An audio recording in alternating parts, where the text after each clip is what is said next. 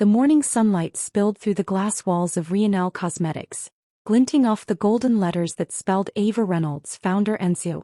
Inside, Ava walked with her usual poise, sharp heels tapping against marble floors, her confidence radiating like the perfume she'd created. Subtle but unforgettable. At 34, Ava had everything she had ever dreamed of. A flourishing company, international recognition, and a husband who, to the outside world, seemed like her anchor. Daniel Reynolds, tall, well-spoken, always by her side at charity galas and board meetings, had a charm that disarmed everyone he met. "You're the power couple everyone wants to be," people would tell them. Ava believed it. She believed him. In the beginning, Daniel was her biggest cheerleader. He'd stay up with her during late-night brainstorming sessions, bring her coffee before investor meetings and tell her how proud he was. But over time, that admiration twisted into something darker. Something he disguised carefully behind compliments and concern. It began subtly. "You've been forgetting a lot lately, honey," he'd say gently. "You missed the call with our European supplier yesterday." Ava frowned. She didn't remember missing it, but maybe she had. Her mind had been scattered lately, or at least that's what Daniel kept saying. The comments became more frequent. "You're pushing yourself too hard. You've been looking tired. Maybe take a step back? Don't worry, I'll handle this meeting for you." At first, Ava thought he was being supportive. But soon she noticed how easily others began turning to Daniel for decisions. Her own assistant started forwarding him updates meant for her. The board began including him in emails that had nothing to do with his role. And when Ava questioned it, Daniel would smile and brush a strand of hair from her face. "You've done enough, sweetheart. Let me help for once." There was something in his tone, something soft but sharp like velvet wrapped around a blade. Then came the mistakes. A shipment went missing. An investor backed out. A file disappeared from her computer. When Ava confronted the staff, Daniel stepped in. "It's okay, we all make mistakes. Maybe it's just stress. You've been so busy." The team nodded sympathetically. Ava forced a smile, but inside, a strange unease began to grow. One night she found Daniel in her office, the glow from her computer screen lighting his face. He said he was just checking emails for her. But when she asked which ones, he changed the subject, kissed her forehead, said she needed rest. Rest. That's all he ever wanted her to do lately. Ava started keeping notes, reminders of things she said, meetings she attended, calls she made. Still, Daniel always seemed one step ahead, subtly rewriting her own memories. When she forgot an investor dinner, one she was certain she'd confirmed, Daniel sighed softly. "You're working yourself into exhaustion. I think you should delegate more. Trust me to handle things." She wanted to believe him. God, she did believe him. He was her husband, her partner, her safe place. And yet, late at night, she would lie awake beside him, staring into the dark, wondering why the safe place suddenly felt like a cage. Her company was thriving, on paper. But beneath the surface, something invisible was shifting, like cracks forming under marble. Daniel was always there to reassure her, always calm, always gentle, and that was the scariest part. Because the most dangerous poison isn't poured into a glass. It's whispered into your mind, drop by drop, until you can no longer tell what's real. And Ava had no idea she'd already taken the first sip. The evening had the kind of calm that should have soothed Ava. Soft jazz playing, candles flickering, the comforting aroma of rosemary and garlic drifting through the dining room. Daniel had cooked dinner, insisting she needed a break from the stress. He poured her a glass of wine, smiled that effortless smile of his, and raised his glass. "To us," he said. Ava hesitated. There was something hollow in his voice, but she clinked her glass against his anyway. "To us," she echoed. That night the world blurred. It started with dizziness, a soft spinning at the edges of her vision. Then nausea. Then nothing. When Ava woke up, bright lights stabbed her eyes. A nurse hovered above her, saying words that didn't quite reach her ears. She was in a hospital. Daniel sat beside her, his hand clutching hers, eyes glossy with concern. "They said it was food poisoning," he whispered. "You scared me to death." Ava tried to speak, but her throat burned. The doctor said she needed rest.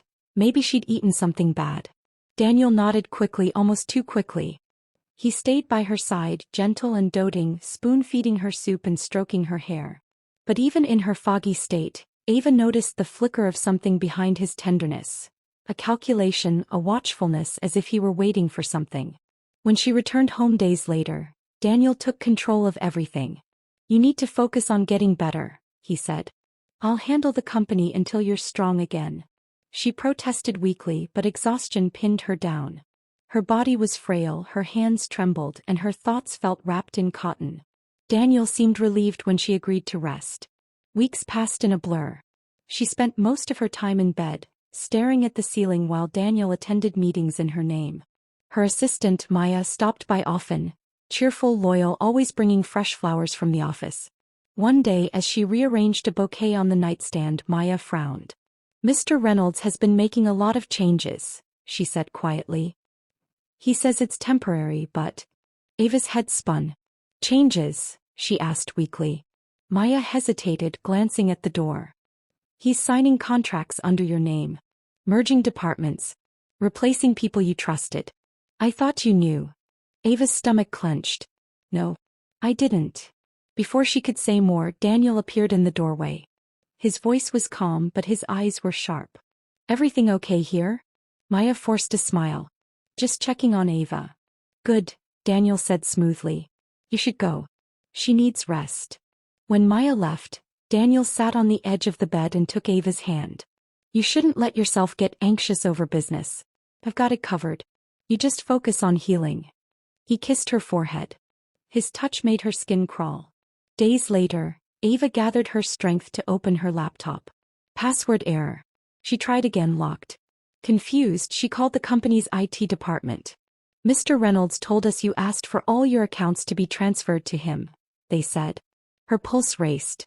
She hadn't asked for that. Her mind, though still cloudy, began connecting dots. The dinner, the illness, the missing files, the growing control. And then came the memory. That night before she fell ill, Daniel had poured her a second glass of wine. He hadn't finished his. The realization hit like a cold blade to the chest. He hadn't been helping her. He'd been weakening her, slowly, gently, so she wouldn't fight back. Ava sat alone in the dark, the house eerily silent. On the wall hung a framed photo of her and Daniel, smiling at their company's launch party, the picture-perfect couple. She stared at it until her reflection blurred behind the glass. Then, for the first time since the poisoning, a spark flickered in her eyes. If Daniel thought he had taken everything, he had made one fatal mistake. He'd forgotten who taught him how to build an empire. And Ava Reynolds wasn't done yet. The days that followed felt like a slow return from the edge of a nightmare. Ava's body was still weak, but her mind was coming back sharper than ever. And with that clarity came anger. The first thing she did was call Maya. They met in secret in a quiet cafe far from the city center.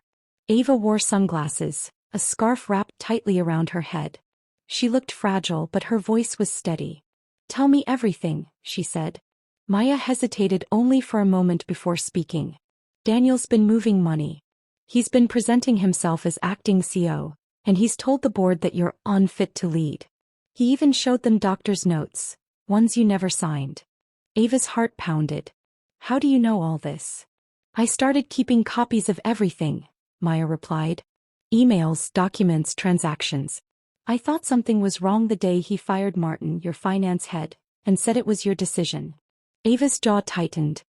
"He's erasing me." That night, Ava went through every file Maya had gathered. The evidence was damning: forged signatures, manipulated board minutes, wire transfers to accounts she didn't recognize. Daniel wasn't just taking over her company, he was stealing her identity. But one detail stood out: a pharmacy receipt for a neurotoxin, one not commonly available. It was in Daniel's name, hidden in a company expense report. Ava's hands shook as she read the label. The same chemical could cause confusion, tremors, even memory loss, symptoms she knew too well. It hadn't been food poisoning. It had been him. The realization broke something inside her. Not her spirit, but the illusion she had clung to for years. Love, trust, partnership. All lies, meticulously crafted. For the first time in months, Ava didn't cry. She didn't rage. She planned. She reached out to an old friend, Julian Cross, a private investigator who owed her a favor. Together they began to build a case. They recorded Daniel's meetings, traced the hidden accounts, collected surveillance footage of his secret dinners with board members. And through it all Ava played her part. At home she pretended to be weaker, slower, still recovering. Daniel, confident in his deception, let his guard down completely. He'd smile as he handed her her medicine, unaware she had stopped taking it days ago. Each night, Ava wrote in a hidden journal, documenting every detail, every lie, every bruise to her pride. She was done being the poison wife. She would become the antidote, and the executioner. As she watched Daniel sleep beside her, peaceful and untroubled, she whispered softly into the darkness, "You took my company, Daniel. But I'm taking everything else." Her reflection in the window no longer looked fragile. It looked like a woman reborn, calm, cold, and dangerous. The poison had awakened her. And now it was her turn to feed him the truth, one deadly dose at a time. 3 months later, the boardroom of Rionel Cosmetics buzzed with excitement. Daniel Reynolds stood at the head of the table, immaculate in his navy suit, a confident smile playing on his lips. Today he was to be named the company's official CEO. Ava, he had told everyone, was stepping down for health reasons. He didn't know that the woman he thought broken was already one step ahead. Outside the glass doors Ava waited. She looked radiant, strong, composed, every inch the leader she had once been. The poison had left her body, but it had also burned away her fear. As Daniel began his speech, the doors opened. The room fell silent. Ava entered, her heels echoing like gunshots against the polished floor. "Don't stop on my account," she said smoothly. "I'd love to hear how my husband plans to steal my company, again." Daniel's smile faltered. "Ava, you shouldn't be here. You're not well." "Oh, I'm better than ever," she replied, her eyes locked on his. "In fact, I brought some things that might interest everyone." She placed a sleek laptop on the table and pressed play. The screen came alive with recordings, Daniel's voice, calm and deliberate, discussing how to phase Ava out, how to control the narrative, how to claim ownership before she recovers. Then came footage from Julian's investigation. Daniel meeting with board members in secret, signing forged papers, even buying the same neurotoxin that had nearly killed her. Gasps filled the room. Daniel's face drained of color. "This is a setup," he shouted. "She's framing me." Ava tilted her head. "You always were good at lying. But this time the truth has the mic." She handed each board member a folder. Proof of Daniel's transactions, his fake medical reports, his falsified documents. "You wanted my company, Daniel," she said softly. "Now it's your crime scene." Security entered moments later, escorted by police. Daniel tried to reach for her, desperation breaking through his arrogance. "Ava, please, we can fix this." She stepped back, her voice icy calm. "You poisoned me, Daniel. You made me doubt my mind, my worth, my sanity. But you forgot one thing. I built this empire from nothing. You can't destroy what you never truly understood." As they dragged him away, Daniel turned once more. "You'll regret this." Ava's expression didn't waver. "No," she whispered. "You will." When the room finally emptied, she stood by the window, watching the city skyline shimmer in the afternoon light. The air felt cleaner, sharper, freer. Maya entered quietly, holding a fresh cup of coffee. "It's over," she said. Ava smiled faintly. "No, it's just the beginning." She looked down at the reflection in her coffee, calm, steady, unbreakable.